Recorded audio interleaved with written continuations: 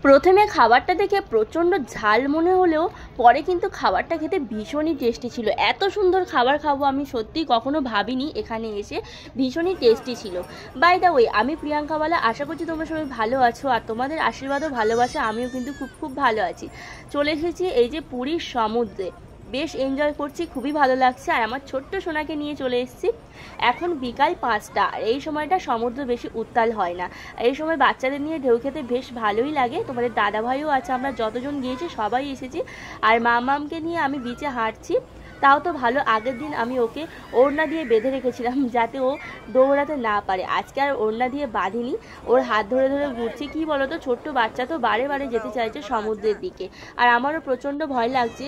আর এত সুন্দর ঢেউ কে না উপভোগ করতে চায় বলো। ও ছোট বাচ্চা হলেও ও একটুখানি উপভোগ করতে চাইছে, কিন্তু মায়ের মন না, একটু তো ভয় লাগবেই জল দেখে।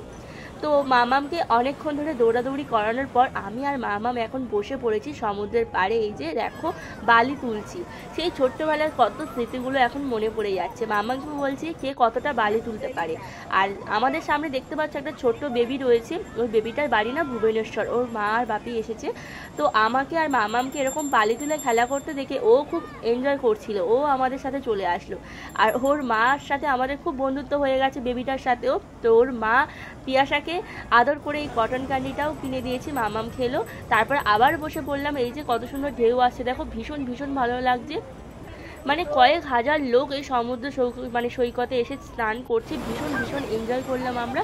মোটামুটি সন্ধে হয়ে আসছে, এবার আমাদের বাড়ি ফিরতে হবে। বাড়ি যে হোটেলে আমরা আছি সেখানে।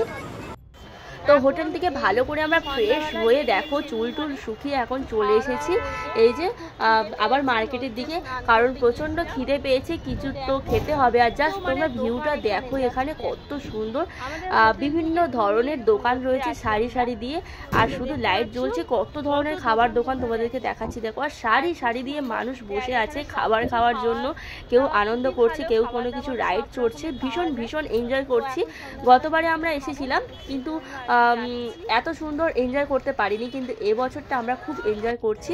তো তারপর দেখো চলে আসলাম এখানে খাবার খেতে। তোমাদের দাদাভাই বলছিল অনেক খাবার দাবার আছে, তুমি কি খাবে বলো। আমি তার মধ্যে থেকে এই লঙ্কার চপটা পছন্দ করলাম, দেখে মনে হচ্ছিল প্রচণ্ড ঝাল হবে। এত বড় বড় লঙ্কার চপ আমি জীবনে কখনো খাইনি।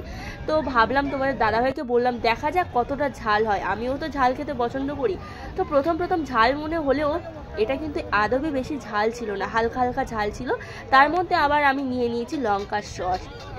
মানে ভাবতে পারছো খুবই খুবই টেস্টি ছিল খাবারটা, জাস্ট মুচমুচে ছিল, ভীষণ ভালো লেগেছিল। আমার সাথে আরও যারা ছিল তারাও 1-2 পিস খেলো। তো ভিডিওটা কেমন লাগলো জানিও।